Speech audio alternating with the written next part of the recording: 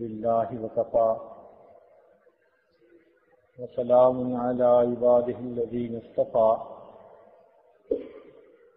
أما بعد أعوذ بالله من الشيطان الرجيم بسم الله الرحمن الرحيم يا أيها الذين آمنوا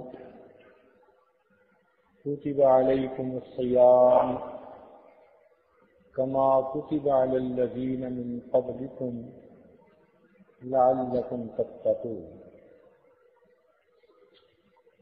وقال رسول الله صلى الله عليه وسلم الصوم جنة أو كما قال عليه الصلاة والسلام سبحان ربك رب العزة عما يصفون وسلام على المرسلين والحمد لله رب العالمين اللهم صل على سيدنا محمد وعلى آل سيدنا محمد وبارك وسلم اللهم صل على سيدنا محمد وعلى آل سيدنا محمد وبارك وسلم اللهم صل على سيدنا محمد وعلى آل سيدنا محمد وبارك وسلم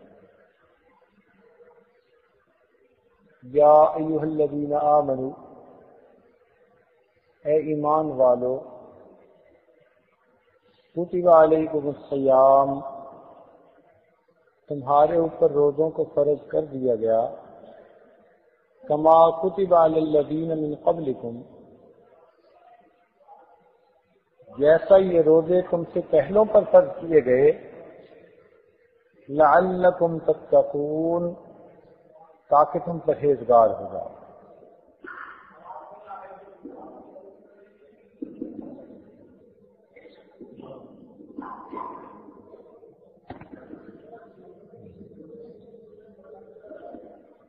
یا ایھا الذین آمنوا اے ایمان والو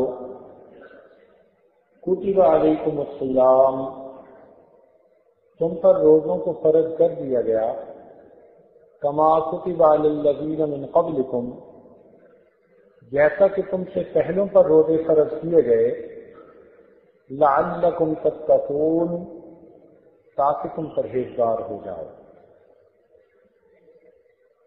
اس آیت مبارکہ میں روزوں کی فرضیت کا اعلان کیا گیا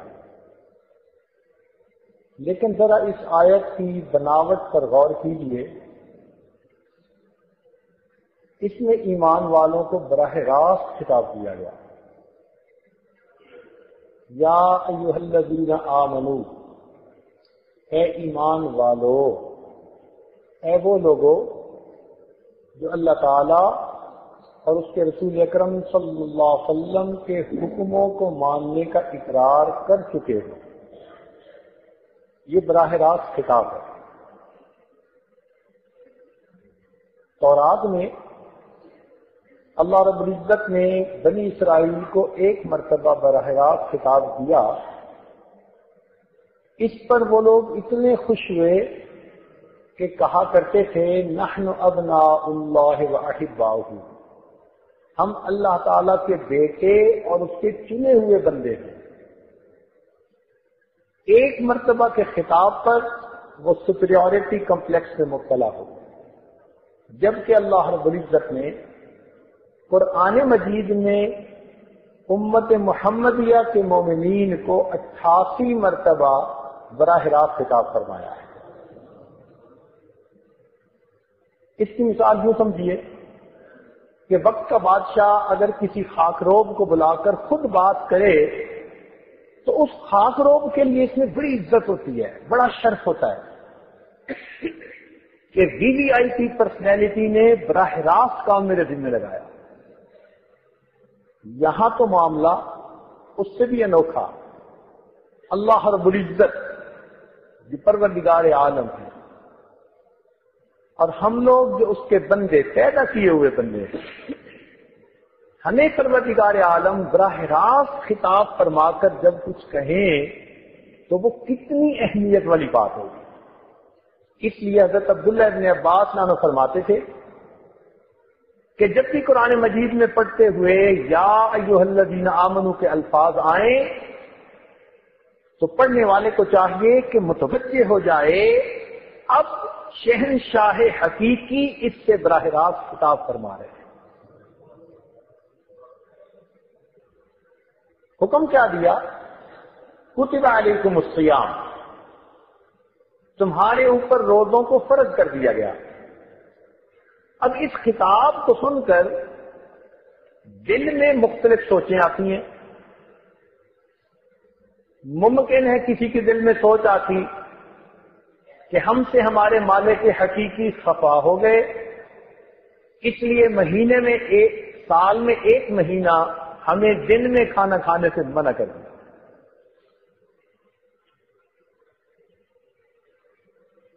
تو اس سوچ کو کریکٹ کرنے کے لیے فوراً آگے اس کا تسلی کی بات کر دی گئی کہ یہ روزے جو تم پر فرض کیے گئے نہ تو سزا کے طور پر فرض کیے گئے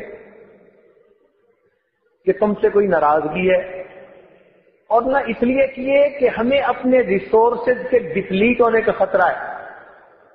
ہوتے ہیں نا کئی مرتبہ بجٹ بناتے ہیں تو جی اب اس مد میں تھوڑی رقم رہ گئی تو احتیاط سے خرچ کرو، یہ بھی مسئلہ نہیں۔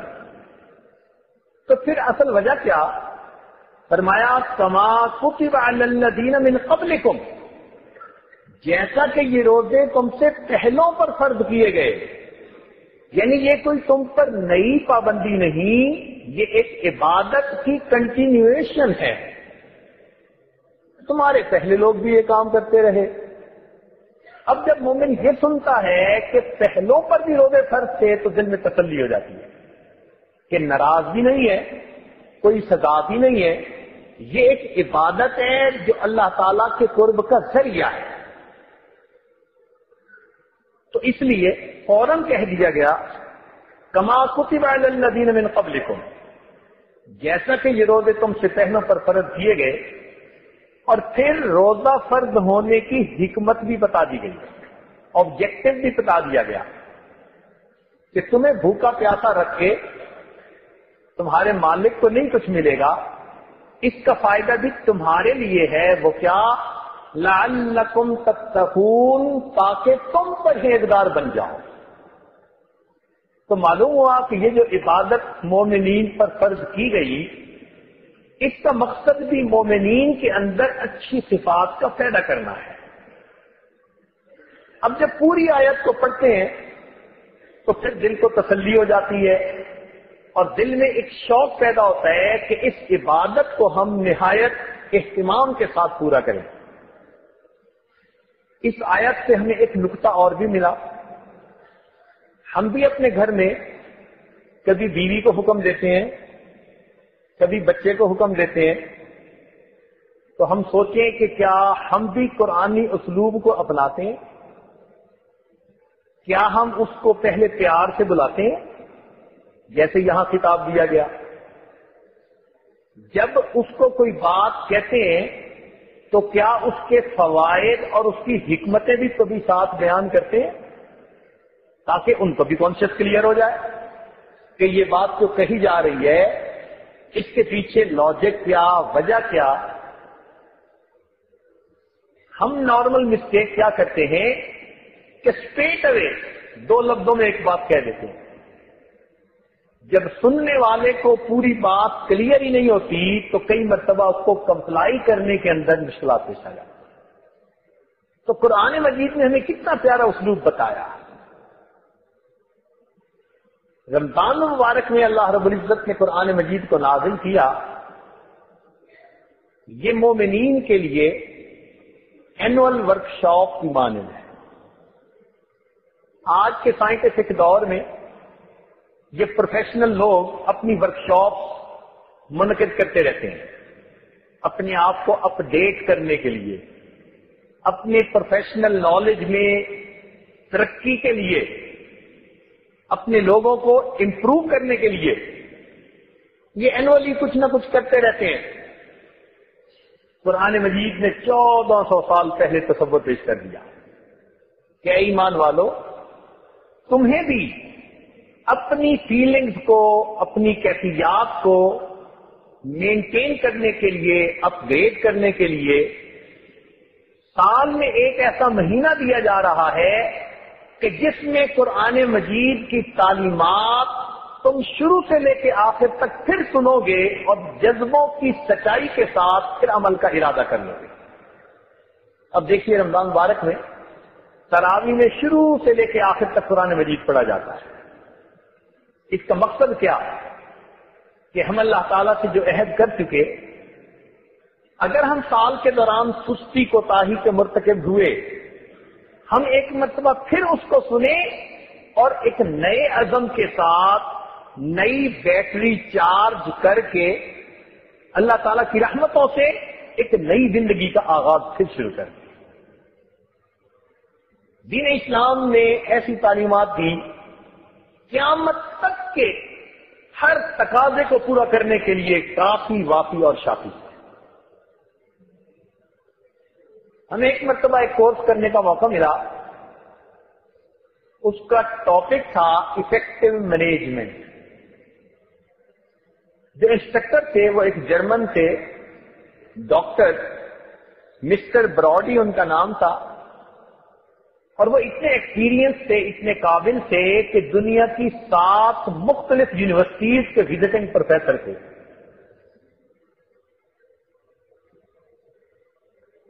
ایک ہوتے ہیں ایفیشینٹ مینیجر، ایک ہوتے ہیں افیکٹو مینیجر. دونوں میں ڈفرنس ہے.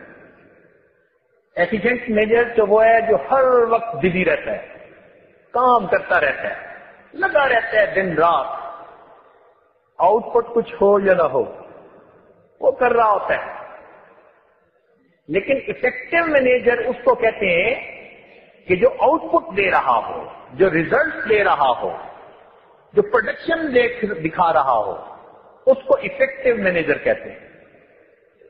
اس بات کے دوران اس نے یہ کہا کہ لوگوں کے ذہن میں ایک تصور تھا کہ لڑکپن میں پڑھتے ہیں اور جوانی میں کام کرتے ہیں، بڑھاپے میں آرام کرتے ہیں. اب یہ تصور ختم ہو گیا. اب یورپین کمیونٹی اس نتیجے پر پہنچی ہے کہ ہمیں لڑکپن میں بھی پڑھنا ہے، جوانی میں بھی پڑھنا ہے. وہ کیسے؟ کہ جب ہم کسی پروفیشن میں ہو، کام کر رہے ہو، تو اپنے پروفیشنل نالج کو گین کرنے کے لیے ہمیں ورکشاپ اٹینڈ کرنی چاہیے، کانفرنسز اٹینڈ کرنی چاہیے، سیمینار اٹینڈ کرنے چاہیے، اپنے آپ کو اپ ڈیٹ رکھنا چاہیے.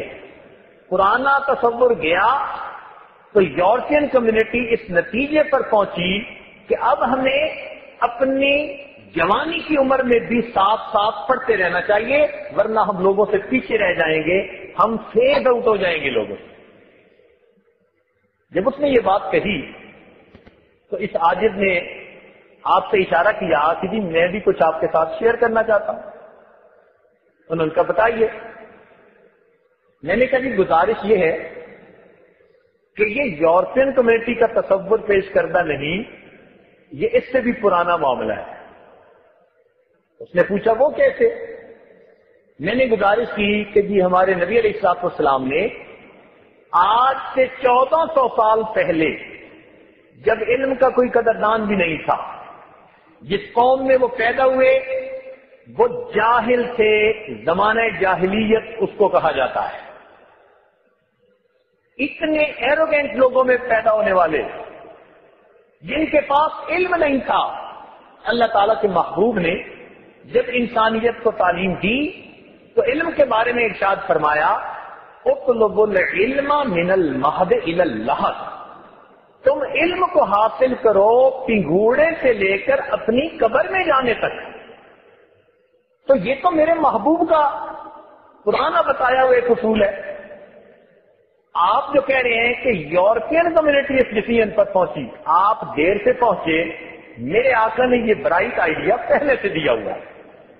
جب ان کو یہ بات کی تو وہ تھوڑی دیر تو سنتے رہے، پھر بریف کیس سے اس نے اپنی ڈائری نکالی مجھے کہنے لگے جی آپ اس کے اوپر یہ عربی میں لکھ دیں، نیچے اس کا انگلش ٹرانسلیشن لکھ دیں۔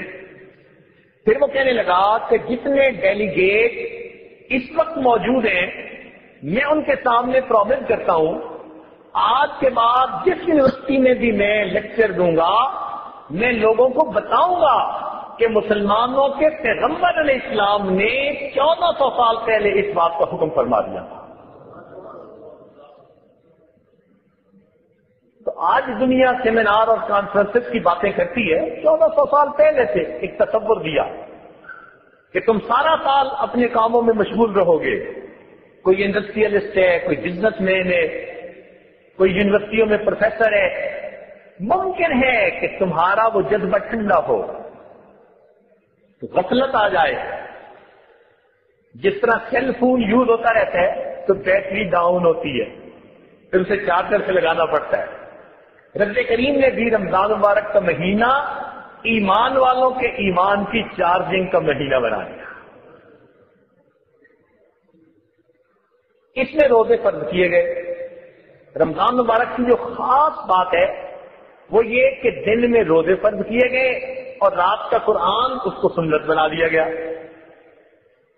روزے کا رکھنا انسان کے اپنے لیے فائدے مند ہے، اس میں کئی اس کے اخلاقی پہلو بھی ہیں اور انسان کے جسم پر بھی اس کے اچھے اثرات پڑتے ہیں۔ تو روزے کے فزیکل امپیکٹ کیا ہیں یہ آج ذرا اس کو تھوڑا ایکسپلین کرنے کی کوشش کرے گا، مگر اس سے پہلے ایک واقعہ سن لیجئے۔ ہارون رشید کا زمانہ ہے، ایک عیسائی پادری آیا جو بڑا معالج اور حکیم بھی تھا۔ اس نے بادشاہ سے کہا جی میں آپ کے ساتھ ایک بات کرنا چاہتا ہوں۔ اس کو موقع دیا گیا۔ اس نے کہا جی آپ جو کہتے ہیں کہ قرآن مجید میں تمام اصول زندگی ہیں، میں دین کا بھی علم رکھتا ہوں اور حکمت کا بھی علم رکھتا ہوں، میں اتنا پوچھتا ہوں کہ کیا قرآن مجید میں انسان کی صحت سے متعلق بھی کوئی اصول بتایا گیا؟ اور رشید نے جو علماء موجود تھے ان سے کہا کہ جی اب آپ اس کا جواب دیجیے۔ چنانچہ ایک عالم کھڑے ہوئے، انہوں نے فرمایا جی ہمیں قرآن مجید میں جسم کی صحت کے بارے میں ایک بڑا گولڈن رول بتلایا گیا۔ پوچھا وہ کیا؟ کہ قرآن مجید میں فرمایا کلو واشربو ولا تسرفو، تم کھاؤ پیو مگر اسراف نہ کرو، یعنی اوور ایٹنگ نہ کرو، جتنی طلب ہے ضرورت ہے اتنا کھائیے اور پھر اللہ کے گیت گائیے۔ ولا تسرفو، تم اسراف نہ کرو، زیادتی نہ کرو۔ تو یہ جو منع کر دیا گیا اوور ایٹنگ سے، یہ ایسا بہترین اصول ہے کہ اگر انسان اس پر عمل کرے تو اس کو زندگی میں بیماریاں آنے کے چانسز بہت کم ہو جاتے ہیں۔ وہ کہنے لگا میں حکیم ہوں، میں تسلیم کرتا ہوں کہ یہ بہترین اصول ہے۔ اچھا یہ بتاؤ کہ کیا تمہارے نبی علیہ السلام نے بھی روحانی تعلیمات کے ساتھ ساتھ جسم کے بارے میں کوئی اصول بتایا کہ آدمی اپنے جسم کی صحت کا کیسے خیال رکھ سکتا ہے، کیسے اس کو اچھا مینٹین کر سکتا ہے؟ تو عالم کہنے لگے جی ہاں، اللہ رب العزت کے محبوب نے ہمیں جسمانی صحت کے بارے میں بھی بڑا انمول اصول بتلا دیا۔ چنانچہ انہوں نے حدیث پاک کوٹ کی جس کا اردو ترجمہ یوں ہے، معدہ تمام بیماریوں کی بنیاد ہے، معدہ تمام بیماریوں کی بنیاد ہے۔ اور آج ڈاکٹر لوگ کنفرم کریں گے کہ ہماری ایٹنگ ہیبٹس جو ہوتی ہیں نا وہ ہماری بیماریوں کو ڈیسائیڈ کر رہی ہوتی ہیں۔ بہت زیادہ چینی کھائیں گے تو شوگر کے پیشنٹ بن جائیں گے، اگر بہت ہی زیادہ کریمی اور جوسی چیزیں کھائیں گے تو کولیسٹرول لیول ہائی کر بیٹھیں گے۔ اور اگر بہت ہی زیادہ چٹپٹی چیزیں کھائیں گے تو السر کے مریض بن جائیں گے، بلڈ پریشر کے مریض بن جائیں گے۔ تو ایٹنگ ہیبٹ وہ آدمی کی بیماریوں کی پروفائل کو ڈیسائیڈ کر رہی ہوتی ہے۔ تو نبی علیہ السلام نے ارشاد فرمایا میدا بیماریوں کی بنیاد ہے، یہاں سے بیماریاں شروع ہوتی ہیں۔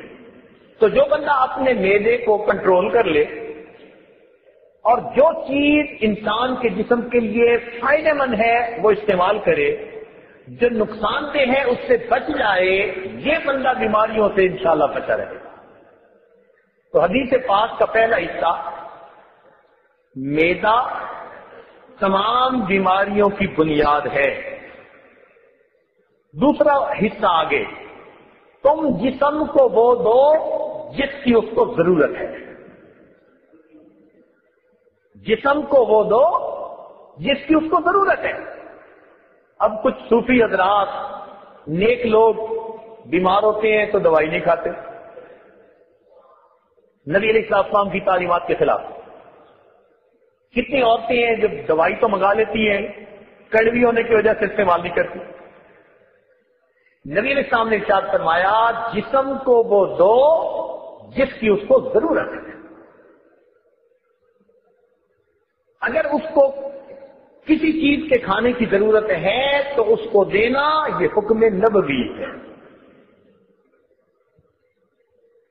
اور آخری بات کہی کہ الوقایۃ خیر من العلاج، پرہیز علاج سے زیادہ بہتر ہوتا ہے۔ اور آج اس میں ہم واقعی بہت ہی زیادہ سستی کے مرتکب ہوتے ہیں۔ جہاں آپ دیکھیں کہ دسترخوان پہ کسی نے سویٹ ڈش کی طرف پہلے ہاتھ بڑھایا، آپ اسی وقت سمجھ لیں کہ یہ ڈائبیٹک بندہ ہوگا۔ پراٹھے کھائیں گے، آرٹریز بھی بند ہوں گی، اور پھر کہیں گے جی اللہ مالک ہے۔ بھائی اللہ تعالیٰ تو مالک ہے، لیکن پروردگار نے عقل بھی تو دی ہے نا استعمال کرنے کے لیے۔ تو عقل جب بتا رہی ہے کہ اگر میں ہارٹ پیشنٹ ہوں اور مجھے مٹھائی سے منع کیا گیا تو مجھے منع ہونا چاہیے، لوگ اس کو توکل سمجھتے ہیں، حالانکہ یہ گناہ ہوتا ہے۔ جس بندے کو ڈاکٹر جس چیز سے منع کر دیں کہ تمہارے جسم کے لیے نقصان دے، وہ اس کو کھا کے توکل کا مظاہرہ مت کرے۔ توکل کا ثواب تو نہیں ملے گا۔ ممکن ہے اگر اس کے کھانے سے موت آ گئی تو قیامت کے دن خودکشی کا عذاب ہو جائے۔ یہ کھا تو میٹھا رہے ہوتے ہیں مگر یہ سلو پوائزن ہی ہوتی ہے۔ جس کی ڈائبٹیز ہی کنٹرول نہیں ہے اور اس کے پاؤں پہ زخم بھی بنا ہوا ہے اور پھر وہ میٹھا کھا رہا ہے، میٹھائی سے مت سمجھیے، یہ پوائزن ہے مٹھائی کی شکل میں۔ تو نبی علیہ السلام نے ارشاد فرمایا میدا تمام بیماریوں کی بنیاد ہے، جسم کو وہ دو جس کی اس کو ضرورت ہے، اور پرہیز علاج سے بہتر ہے۔ تو جب بھی کوئی آدمی بیمار ہو تو وہ اپنا پرہیز کرے ان تمام چیزوں سے جو اس بیماری کو زیادہ کرتی ہے۔ اور یہ اصول آج کی دنیا میں سارے سائنسدان تسلیم کرتے ہیں کہ پرہیز علاج سے بہتر ہے۔ انسان جو کھانا کھاتا ہے جو اس کے بدن کی ضرورت ہے، مگر کہتے ہیں نا کہ excess of everything is bad. بالکل اسی طرح اگر ہم کسی بھی مشین کو اوور لوڈ کر دیں گے نا تو بریک ڈاؤن کے چانسز بڑھ جائیں گے۔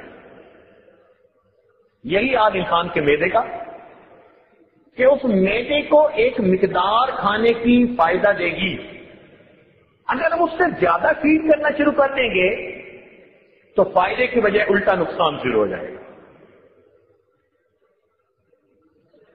بسیار خوری، زیادہ کھا لینا، یہ انسان کو صحت نہیں بلکہ بیماری دیتی ہے۔ ایک بیماری تو یہ کہ زیادہ کھانے سے انسان میں فیٹ زیادہ آ جاتی ہے، موٹا ہو جاتا ہے، درمیان سے موٹا ہو گیا۔ ویٹ بڑھ گیا. یہ ویٹ کا بڑھ جانا مومن کے لیے ایک مصیبت ہوتی ہے، کسی کام کا نہیں رہتا. صحت موٹاپے کو نہیں کہتے، صحت کہتے ہیں کہ انسان کی فزیک ایسی ہو کہ وہ کتنی دیر ایگزرشن بھی کرے تو وہ تھکے نہیں، اس کو تھکاوٹ نہ ہو کام کر کے. جب ایسا جسم ہو کہ کام کر کے تھکاوٹ نہ ہو تو بندہ سمجھ لے کہ اب میری صحت بہت اچھی ہے. اور بسیار خوری کے بعد انسان کی حالت یہ ہوتی ہے پیدل بھی چند قدم چل لے تو اسے سانس چڑھ جاتا ہے. اب یہ عبادات کیسے کرے گا؟ دنیا کے کام کیسے کرے گا جس سے اپنا آپ سنبھالا نہیں جاتا؟ یہ خدا کے کسی دوسرے بندے کو کیا سنبھالے گا؟ تو اوور ایٹنگ کا ایک نقصان تو یہ کہ انسان کا ویٹ بڑھتا ہے، اور ویٹ بڑھنے سے کئی قسم کے اس کو پرابلم پیش آتے ہیں. بلڈ پریشر، شوگر، گیسٹرک، معدے میں السر کا ہونا، یہ سب اکثر و بیشتر اوور ایٹنگ کی وجہ سے ہوتی ہے. اور آج کے دور میں اگر آپ غور کریں تو ایسی بیماریاں بہت کامن ہیں جن کا تعلق اوور ایٹنگ کے ساتھ ہے. کم کھانے سے جو بیماریاں ہوتی ہیں وہ آج کے دور میں نہیں ہے. آپ ہاسپٹل میں جا کر پتہ کر لیجئے، ڈاکٹروں سے معلومات کر لیجئے، وہ تمام بیماریاں جو زیادہ کھانے سے ہوتی ہیں وہ آج کامن ہے. اس کا مطلب اللہ رب العزت کی بہت نعمتیں ہمارے اوپر ہیں کہ شاید اس سے پہلے اتنی مادی نعمتیں پہلوں کے پاس نہیں تھی. لیکن یہ بھی عجیب بات ہے کہ جتنی اللہ تعالیٰ کی ناشکری آج کے دور میں ہو رہی ہے اتنی ناشکری پہلے کبھی بھی نہیں.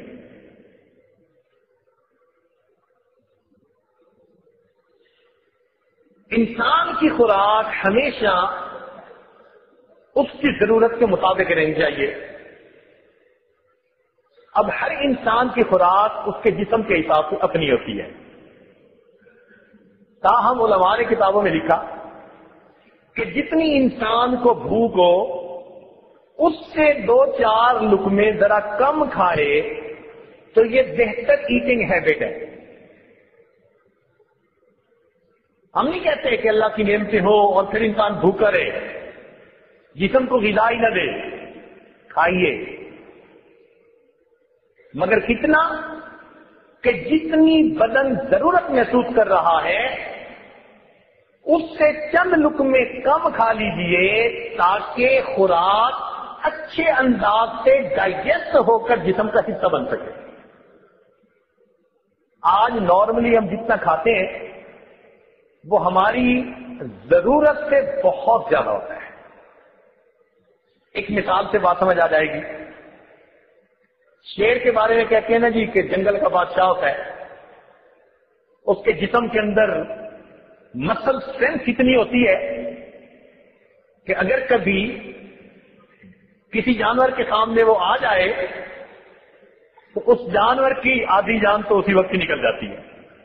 ایک دہشت ہے اس کی، جس طرح سے وہ چلتا ہے، دوڑتا ہے، اس کے جسم کے جو ریفلیکٹڈ ہیں دیکھ کے بندہ حیران ہوتا ہے اور واقعی کہتا ہے کہ ایک ڈیزرو کرتا ہے کہ اس کو جنگل کا بادشاہ ہونا چاہیے. اس کی خوراک کتنی ہے؟ ہفتے میں 1 مرتبہ اسے گوشت فیڈ کیا جاتا ہے. ہمیں متعدد ایسی جگہ دیکھنے کا موقع ملا جہاں شیروں کی خاص نسلوں کو بریڈ کیا جاتا تھا. تو ان سے یہ کوشچن ہم نے بار بار پوچھا. پوری ورلڈ میں یہ چیز ہمیں کامن ملی کہ شیر کو ہفتے میں صرف 1 دفعہ خوراک دی جاتی اور وہ خوراک پورا ہفتہ اس کے لیے کافی ہوتی ہے. ہم نے کہا اس کو ہفتے میں 1 دفعہ دیتے ہیں، ہم تو 1 دن میں ماشاءاللہ کتنی بار کھا رہے ہوتے ہیں. اس وقت دنیا میں جو زیرو موجود ہیں ان میں سب سے زیادہ لانگ لیوڈ اسپیشی وہ کروکوڈائل ہے، مگرمچھ.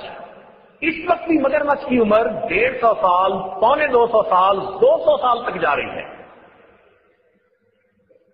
تو سب سے زیادہ لمبی زندگی والا حیوان اس وقت زمین کے اوپر مگرمچھ ہے، اور اس کی جو مسل اسٹرینتھ ہے وہ بھی سب سے زیادہ، یعنی اگر شیر کا بازو بھی یہ اپنے جبڑے میں لے لینا تو بازو کو کٹ سکتا ہے، وہ چھوٹ کے واپس نہیں جا سکتا، اتنی مسل اسٹرینتھ ہے۔ اب اس پر ریسرچ کی گئی کہ اس کی لمبی زندگی اور اس کی مسل اسٹرینتھ اتنی زیادہ ہونے کی وجہ کیا ہے، تو پتہ چلا کہ اس جانور کی خوراک بہت تھوڑی۔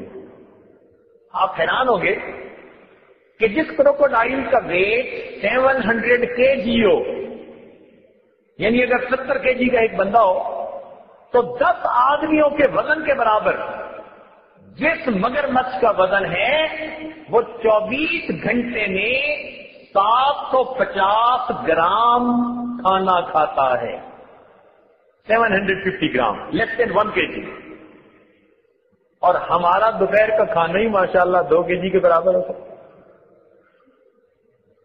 اور 3 کھانوں کے علاوہ چائے کے نام پر اور پتہ نہیں کس کس کے نام پر ہم اور کیا کھا رہے ہوتے ہیں۔ تو اگر ہم دیکھیں تو ہم اپنے جسم کو اپنی ضرورت سے بہت زیادہ فیڈ کر رہے ہوتے ہیں، اور یہ دستور ہے کہ جب بھی کسی مشین کو اوور برڈن کر دیا جائے گا اس مشین کا جو پروڈکٹ ہوگا وہ صحیح نہیں ہوگا۔ وہی ہمارے جسم کا حال ہے کہ چونکہ بہت زیادہ فیڈ کر دیتے ہیں تو ہمارے جسم میں پھر چربی بڑھنی شروع ہو جاتی ہے، ہمارے جسم میں جو طاقت آنی چاہیے پھر وہ نہیں آتی۔ اچھا، ہم جب اوور ہیٹ کرتے ہیں تو دماغ ہمارے جسم کے اندر جو خون ہوتا ہے نا اس کو جسم کے آرگنز کے اندر ڈسٹریبیوٹ کر رہا ہوتا ہے، جیسے فائر فائٹنگ کوئی کرتا ہے نا کہ جہاں ضرورت ہے وہاں زیادہ توجہ دو، تو جب ہم بہت زیادہ کھا لیتے ہیں ہمارا دماغ ڈیسیژن لیتا ہے کہ بدن کو میں سب سے زیادہ خون کی ضرورت سٹامک کو ہے، تو ہمارا ایک بڑا شیئر بلڈ کا وہ سٹامک کی طرف ڈائیورٹ ہو جاتا ہے، ہمارے دماغ میں اس وقت بلڈ تھوڑا پہنچ رہا ہوتا ہے، اس لیے غنود کی تاری ہوتی ہے۔ زیادہ کھا لینے کے بعد جو غشی سی تاری ہوتی ہے یا غنود کی سی تاری ہوتی ہے، اس کی بنیادی وجہ کہ جسم کے اعضاء میں سے بلڈ کم کر کے دماغ نے سٹامک کو بھیجا، اس کو ڈائجسٹ کرنا مصیبت پڑ گئی ہے، اب اس عمل کو کیجئے تو باقی جسم کے تھوڑا حصہ ملتا ہے، تو بندہ پھر لیزی بن جاتا ہے، سویا رہتا ہے۔ تو اس کے کتنے سارے نقصانات ہیں۔ بہترین ایٹنگ ہیبٹ یہی کہ جتنی ضرورت انسان کو محسوس ہوتی ہے اس سے کچھ لقمے کم کھائے تاکہ وہ اچھی طرح انسان کے جسم کو ہضم ہو کر خوراک مل سکے۔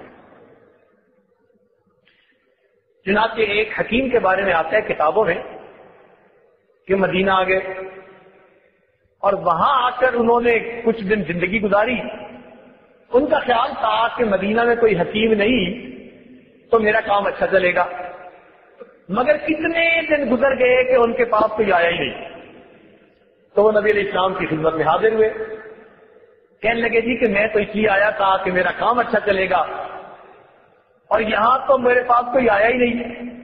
تو نبی علیہ السلام نے ایک بات فرمائی، ارشاد فرمایا کہ یہ لوگ کھانا اس وقت کھاتے ہیں جب انہیں سخت بھوک لگی ہوتی ہے۔ صحابہ کرام کے بارے میں فرمایا کہ یہ کھانا اس وقت کھاتے ہیں جب ان کو سخت بھوک لگی ہوتی ہے اور ابھی کچھ بھوک باقی ہوتی ہے، یہ کھانے کو مکمل کر لیتے ہیں، اس وجہ سے ان کو بیماریاں کم ہوتی ہیں۔ تو صحت مندی کا بہترین راز اللہ رب العزت کے محبوب نے بتا دیا۔ تاہم انسانوں کی سمجھ ڈفرینٹ ہے، ایجوکیشن لیول ڈفرینٹ ہے، ریسورسز ان کے پاس، اکنامک کنڈیشن ڈفرینٹ ہوتی ہے، تو اللہ رب العزت نے بندوں پر مہربانی فرمائی، ایک مہینہ ایسا بھیج دیا کہ اس مہینے میں کوئی گڈ ایٹنگ ہیبٹ کو اپناتا ہے یا نہیں، وہ زبردستی ان کا پابند ہو جائے تاکہ اس کو فائدہ مل جائے۔ چنانچہ جو لوگ سارا سال خوب کھاتے ہیں، رمضان مبارک میں ان کے جسم میں سے کتنے ایسی چیزیں ہوتی ہیں جو ایکسیس ہوتی ہیں اور وہ ساری کی ساری جسم سے نکل رہی ہوتی ہے۔ رمضان مبارک ان کے لیے صحت کا ضامن بن جاتا ہے، صحت کا ذریعہ بن جاتا ہے۔ چنانچہ مجھے ورجینیا میں امریکہ میں ایک عیسائی ملے، انجینئر تھے، تو کوئی بات ہوئی تو مجھے کہنے لگے کہ میں آج کل فاسٹنگ کر رہا ہوں۔ میں نے ان سے پوچھا بھائی کیا مطلب؟ کہنے لگا آپ لوگ نہیں ایک مہینہ کے لیے کیا کرتے؟ میں نے کہا، کہنے لگا اس میں میڈیکلی اتنے فائدے ہیں کہ میں نے ظاہری فائدوں کی خاطر اپنی زندگی کا معمول بنا لیا، ہر سال ایک مہینہ میں بھی روزے رکھتا ہوں۔ یعنی غیر مسلم جنہوں نے ابھی اسلام بھی قبول نہیں کیا، وہ بھی اسلامی تعلیمات کی حکمتوں کو مانتے ہیں اور بسا اوقات ان کو اپنا کے دنیاوی فائدے اٹھاتے ہیں۔ نبی علیہ السلام کم کھانے کے عادی تھے، چنانچہ نبی علیہ السلام کی مبارک زندگی میں 3 کنزیکٹیو دن ایسے نہیں آئے، پوری نبوت کی زندگی میں 3 کنزیکٹیو دن ایسے نہیں آئے کہ آپ نے تینوں دن پیٹ بھر کے کھانا کھایا۔ ایک دن کھایا تو دوسرے دن فاقہ، اگر 2 دن کھایا تو تیسرے دن فاقہ۔ سیدہ فاطمہ الزہرا رضی اللہ تعالیٰ عنہ اللہ رب العزت کے محبوب کی خدمت میں حاضر ہوتی ہے۔ محبوب دو عالم کی عادت مبارکہ تھی کہ آپ اٹھ کر ان کا استقبال فرماتے تھے اور ان کو اپنی جگہ پر بٹھاتے تھے۔ چنانچہ جب آپ نے ان کو بٹھایا تو انہوں نے اپنی چادر کے گانٹھ کھولی تو آدھی روٹی خشک سی اس میں بندھی ہوئی تھی، انہوں نے اس کو نبی علیہ السلام کی خدمت میں تحفہ کے طور پر پیش کیا۔ ابا جان میں آپ کی خدمت میں ہدیہ اور تحفہ لے کر آئی۔ سیدنا علی رضی اللہ تعالیٰ عنہ آٹا لائے تھے، میں نے روٹیاں بنائی، ایک ایک روٹی سب کے حصے میں آئی، ایک میرے حصے میں بھی آئی۔ ابا جان جب میں وہ کھانے لگی تو میرے دل میں خیال آیا، فاطمہ تم تو کھا رہی ہو، پتہ نہیں تمہارے ابا حضور کو کھانے کو کچھ ملا کہ نہیں ملا۔ تو میں نے آدھی روٹی بچا لی، اب میں آپ کی خدمت میں تحفہ کے طور پر وہ پیش کرتی ہوں۔ نبی علیہ السلام نے وہ آدھی روٹی قبول فرمائی اور ٹکڑا اس کا لے کر اپنے منہ مبارک میں ڈالا اور فرمایا کہ میری بیٹی فاطمہ، قسم پروردگار کی جس کے قبضہ قدرت میں محمد صلی اللہ علیہ وسلم کی جان ہے، 3 دن گزر گئے تیرے والد کے منہ میں کوئی روٹی کا لقمہ نہیں گیا۔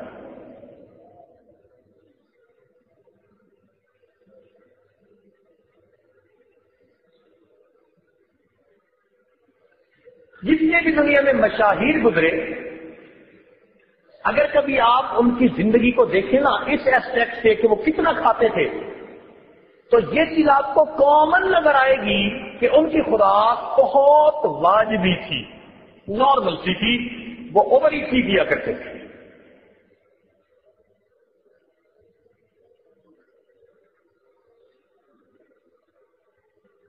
چنانچہ امام بخاری رحمۃ اللہ علیہ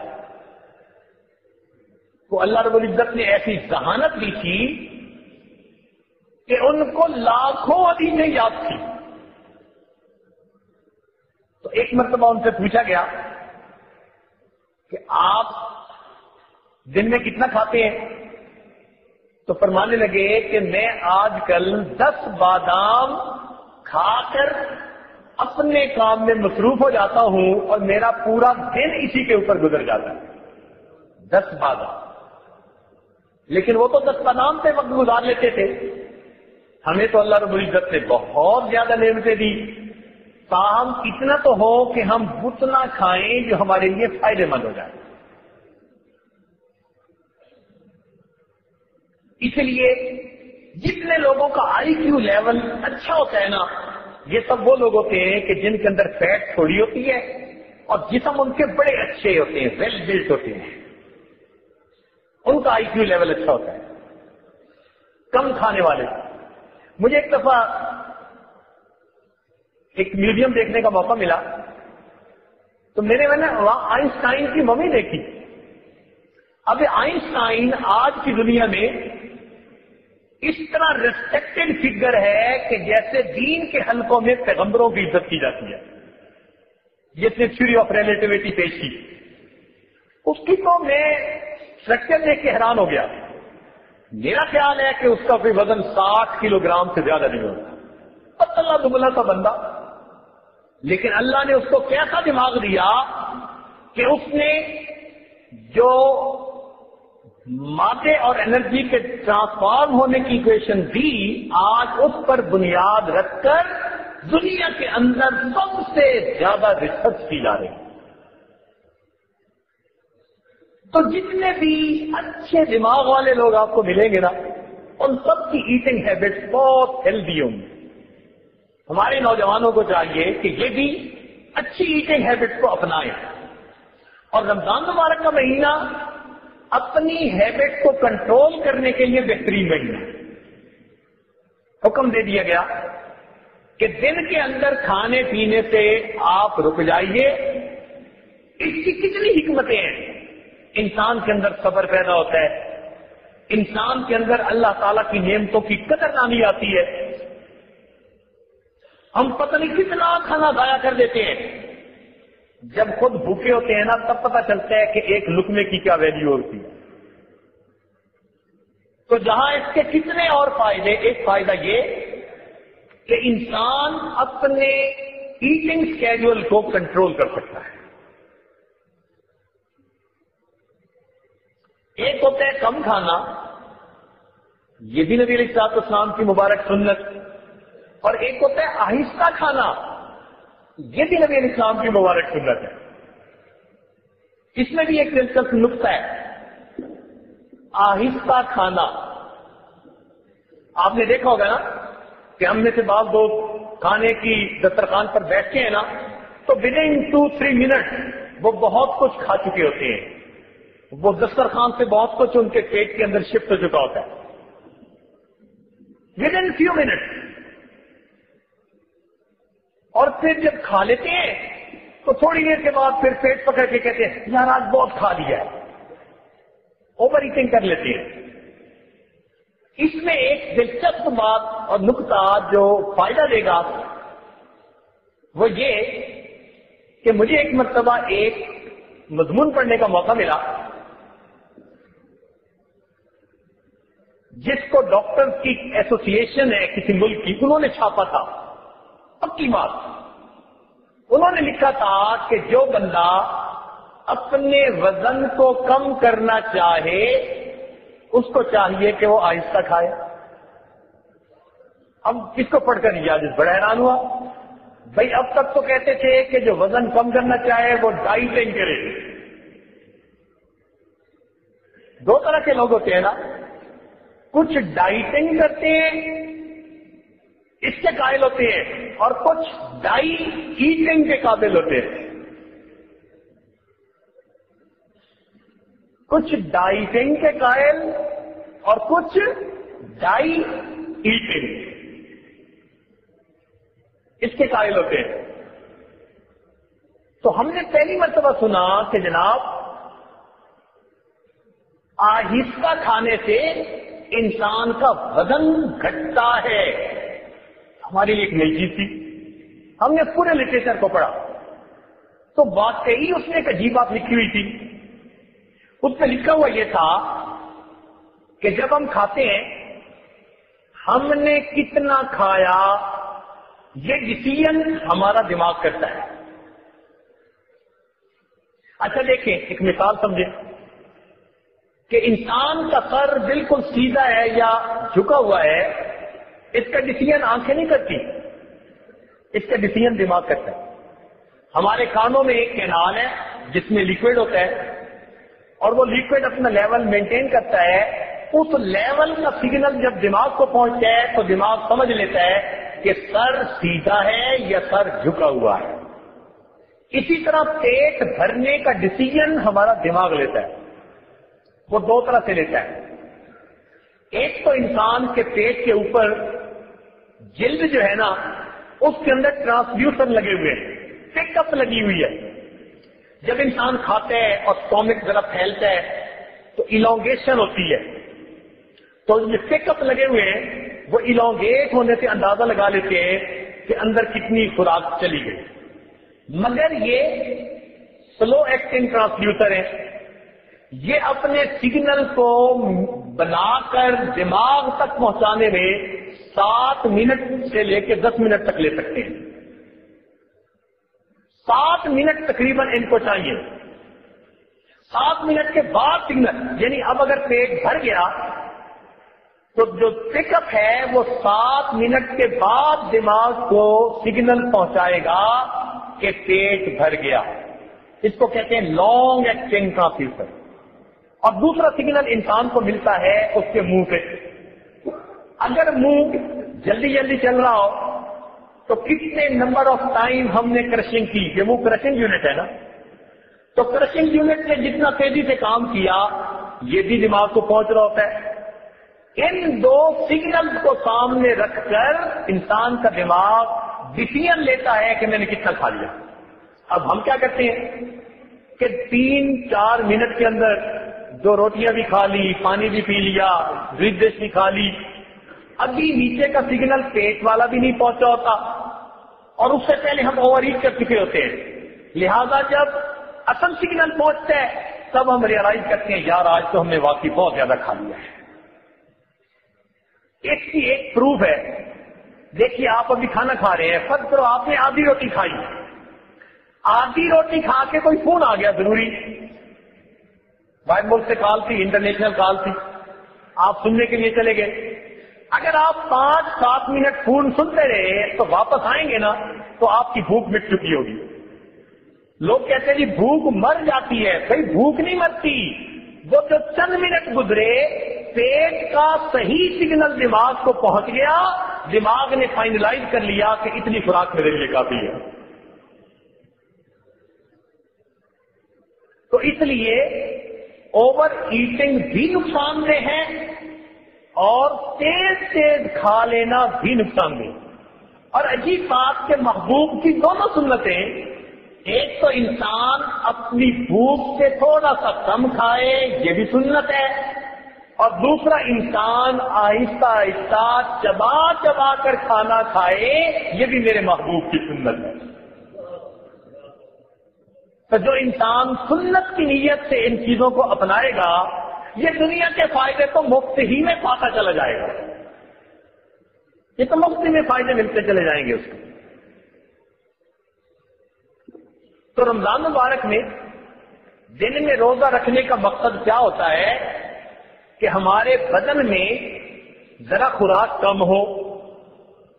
اچھا جب کم ہوتی ہے تو کیا ہوتا ہے، جب بھی بدن میں معدے میں خوراک کم ہوگی اور بدن کو ضرورت ہے تو بدن کی جو فیٹ ہے نا اس کو اسی وقت شوگر میں کنورٹ کر کے بدن استعمال کرنا شروع کر دے.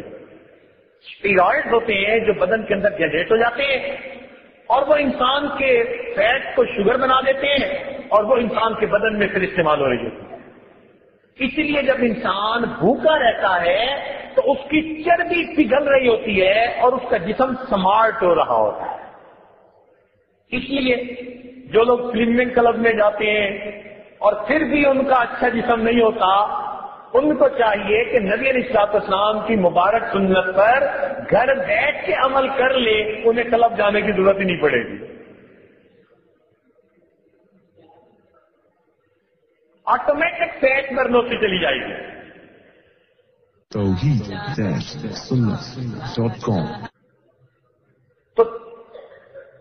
ایک تو رمضان مبارک میں روزے رکھوائے گئے اور دوسرا رات کو تراویح کا حکم دیا گیا، اس میں بھی ہمارا فائدہ. اچھا ذہن میں سوال پیدا ہوتا ہے کہ تراویح کا جسمانی فائدہ کیا؟ تراویح کا جسمانی فائدہ کیا؟ روحانی فائدے تو ہیں ہی صحیح. اس آیت میں عرض کیا نا شروع میں کہ آج روزے کے جسمانی فائدے کیا ہیں، اس ٹاپک کو تھوڑا کھولا جائے گا. تو سوال پیدا ہوتا ہے کہ جی تراویح کے جسمانی فائدے کیا ہوئے؟ تو بھائی نماز کے روحانی فائدے تو بے شمار ہیں، جسمانی فائدے بھی ہیں. یہ ایکسرسائز بھی تو ہے نا. پہلے کہا جاتا تھا ڈاکٹروں کی طرف سے کہ جی آپ ہفتے میں 4 دن کم از کم برسک واک کیا کریں،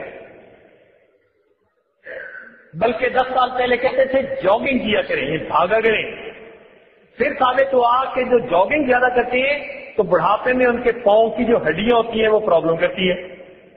اب ڈاکٹر آہستہ آہستہ آ گئے جی کہ برسک واک کہتے ہیں ذرا تیز چلنے کو، کہ جی یہ انسان کے لیے سب سے فائدے مند. اور اللہ تعالیٰ کی شان دیکھیے کہ برسک واک ذرا تیزی کے ساتھ چلنا یہ بھی میرے محبوب صلی اللہ علیہ وسلم کی مبارک سنت ہے. حدیث پاک میں آتا ہے کہ اللہ تعالیٰ کے محبوب ایسے چلتے تھے جیسے اونچی جگہ سے کوئی نیچے کی طرف تیزی کے ساتھ اتر رہا ہوتا ہے. ذرا تیز چلنا یہ محبوب کی مبارک سنت ہے. اور آج دنیا نے دھکے کھا کھا کے بالآخر میرے محبوب کی سنت کو اپنا لیا دنیا کے فائدے کی خاطر. ہم کہتے ہیں جی برسک واک کرنا چاہیے، چلیں جی برسک واک کرتے ہیں. پھر اب انہوں نے کہا کہ یہ جو ہم دن میں 1 مرتبہ برسک واک کرتے ہیں نا یہ بھی اتنی فائدے مند نہیں ہے، یہ دن میں کئی مرتبہ کرنی چاہیے. اب یہاں سوال پیدا ہوا کہ بندہ ہر وقت واک ہی کرتا رہے گا.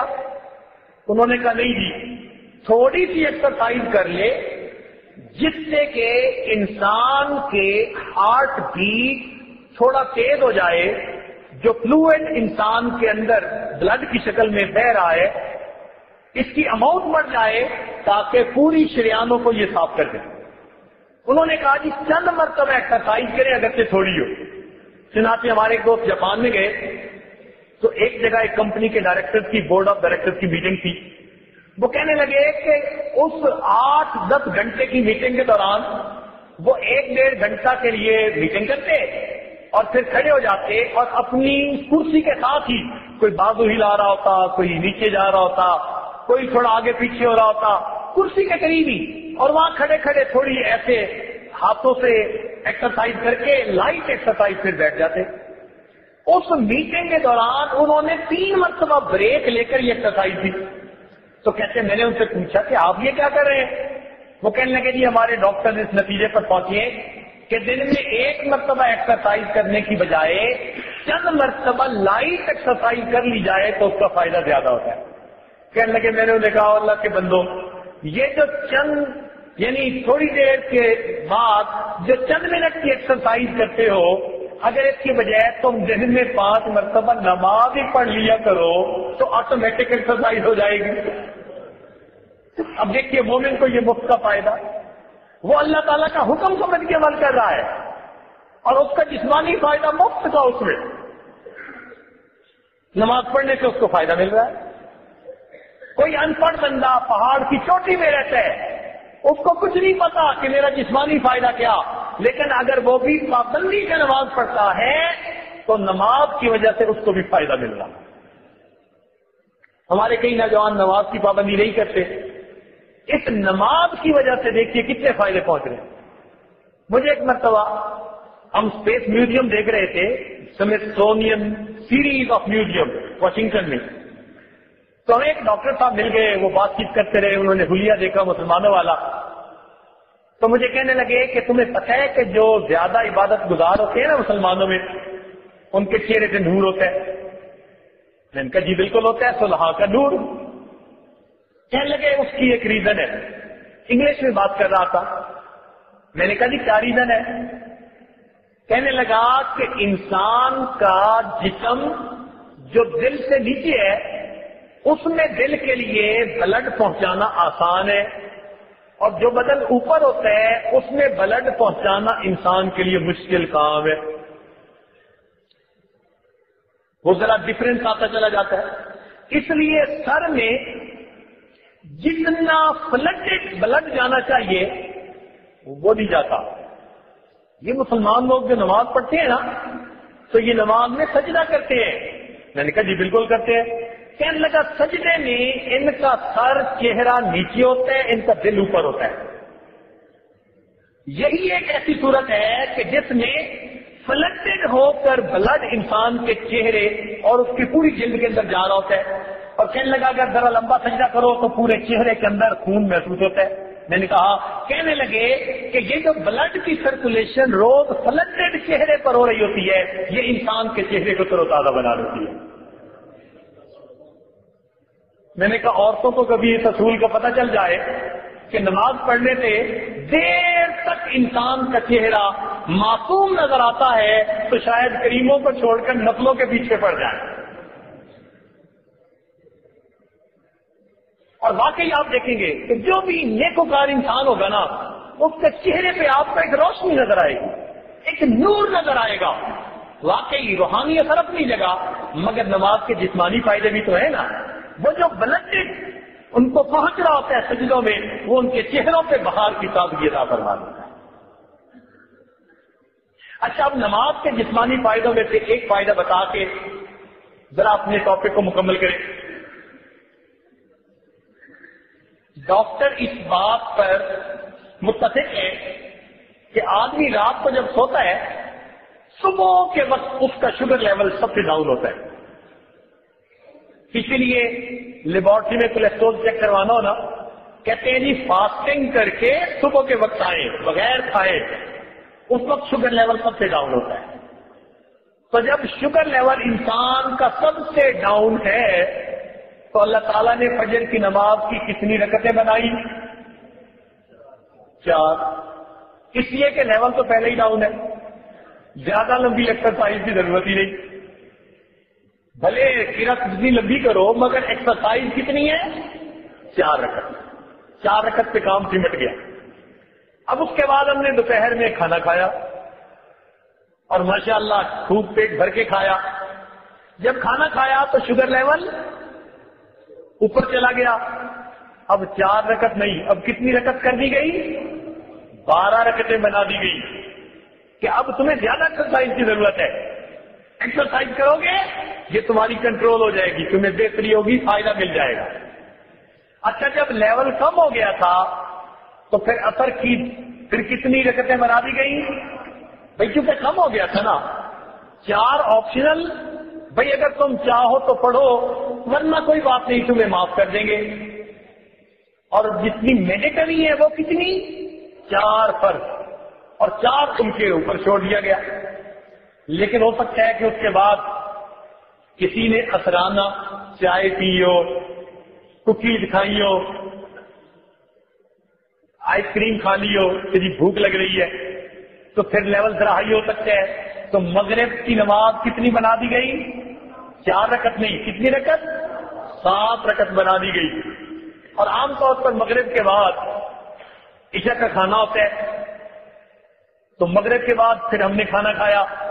اب جب ہیوی کھانا کھایا تو اب رکعتیں 7 نہیں، کتنی کر دی گئی؟ 17۔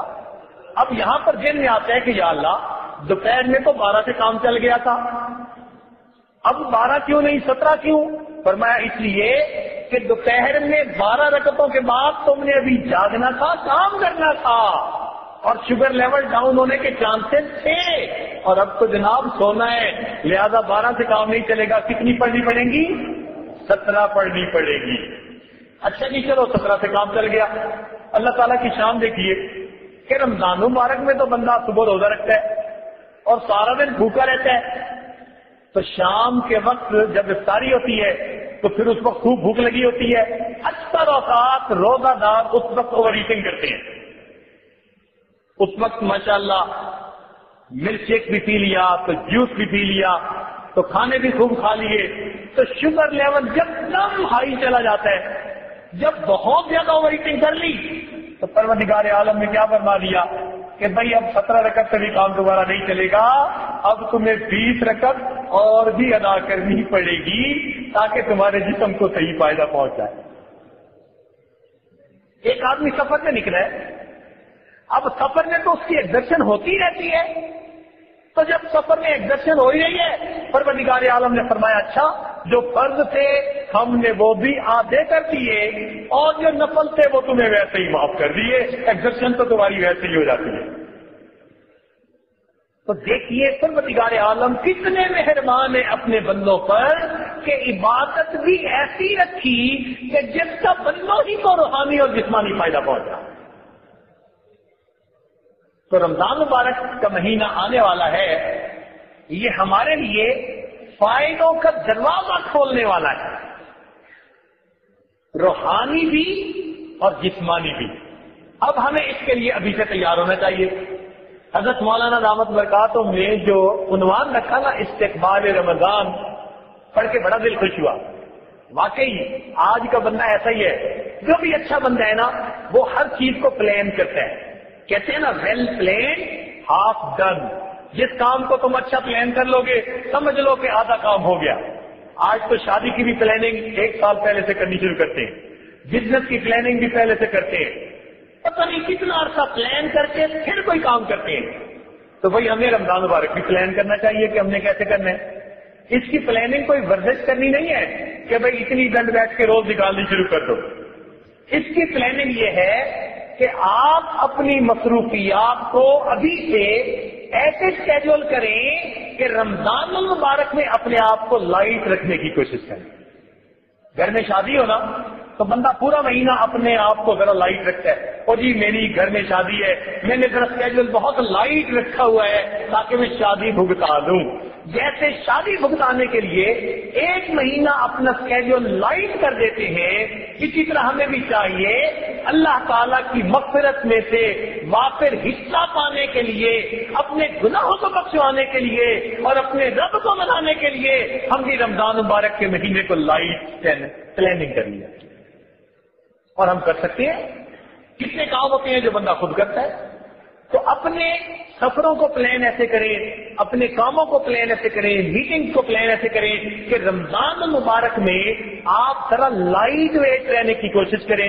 جب آپ مینٹلی کچھ ذرا فارغ ہوں گے تو یکسوئی سے نماز بھی پڑھ سکیں گے، تراویح بھی پڑھ سکیں گے، اور پھر پریشر بھی نہیں ہوگا کہ صبح فلاں میٹنگ میں ہم نے جانا ہے. تو ایک تو تیاری یہ ہے کہ اپنے آپ کو ذرا لائٹ لوڈڈ کر لیں، اور دوسرا یہ کہ اپنے آپ کو رمضان المبارک کے اسکیجول کے ساتھ ایڈجسٹ کرنے کے لیے مینٹلی تیار کر لیں. ایک آدمی کے اوپر نا ایک ڈر سا ہوتا ہے، اور جی روزہ رکھ لیا تو پتہ نہیں میں کمزور نہ ہو جاؤں. ایک عجیب بات اب کروں. ہمارا ایک دوست تھا کالج میں، اور اس زمانے میں جب اس کی عمر تھی 18 سال، انٹرمیڈیٹ میں پڑھتا تھا، 18 سال عمر کی، اس کا وزن تھا 105 کلو گرام. اتنا بلکی اس کا جسم، اور وہ رمضان کے روزے نہیں رکھتا تھا. تو ایک دن اس سے پوچھا کہ رمضان کے روزے کیوں نہیں رکھتے؟ کہنے لگا میری امی کہتی ہے تم کمزور ہو جاؤ گے.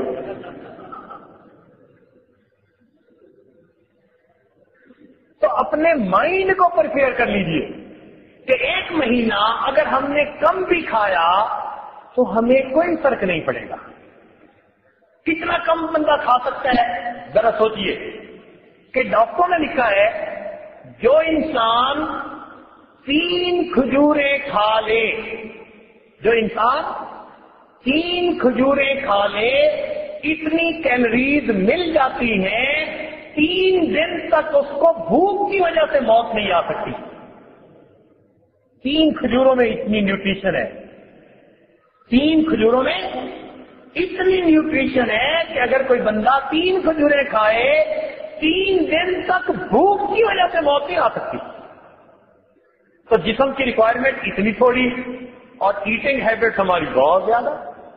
تو رمضان المبارک میں ہم کھائیں، جتنا کھانے کے عادی ہو تھوڑا سا کم کھانے کی کوشش کریں. یہ نہ ہو کہ صبح کی نماز سے ہی کھٹے ڈکار آنے شروع ہو جائیں، یا ایسا نہ ہو کہ جی ہم کھائیں ہی نہ. ایسے بھی تو ہے کچھ لوگ ایسا کرتے ہیں کہ وہ عشاء کے وقت کھا لیتے ہیں، ان کو صبح اٹھنا ہی مشکل ہوتا ہے. نہیں، رمضان مبارک کی ترتیب پر اپنے آپ کو چلانے کی کوشش کیجیے. رمضان کو اپنی طبیعت میں نہ ڈالیے کہ جی روزہ بھی رکھنا ہے، چلو رات ہی میں کھا لیا جو کھا لیا، اب نیت کر کے سو گئے. بعض لوگ ایسے نہیں، اس لیے سحری کرنا مستقل عبادت ہے. تہجد میں اٹھنا اور تہجد کے وقت میں نمازیں پڑھنا یہ مستقل عبادت ہے. اب ایک آخری نقطہ ایک دو منٹ میں ایک نقطہ عرض کر دیں. وہ یہ کہ اللہ رب العزت کریم ہے، انہوں نے رمضان مبارک میں ایک رات بنائی جس کو لیلۃ القدر کہتے ہیں. اس کی تلاش کے لیے اعتکاف میں بیٹھا جاتا ہے. لیکن اگر کوئی بندہ چاہے کہ مجھے رمضان مبارک میں لیلۃ القدر میں عبادت کا ثواب ملے تو اس کو پانا بڑا آسان ہے. اس کو پانا بہت آسان ہے. یہ عجیب سا نقطہ ہے اور پتہ نہیں کتنی مشائخ کی صحبتوں کے بعد اللہ والوں سے یہ نقطہ ملا. تمنا ہر بندے کے دل میں ہوتی ہے کہ لیلۃ القدر کی عبادت کا ثواب ملے. ہم کیسے حاصل کر سکتے ہیں؟ وہ نقطہ سن لیجیے، پکا ہوگا.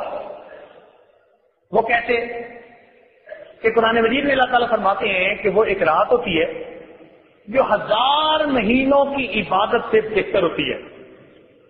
تنزل الملائکہ، اس میں ملائکہ نازل ہوتے ہیں، والروح، اور جبریل السلام بھی نازل ہوتے ہیں.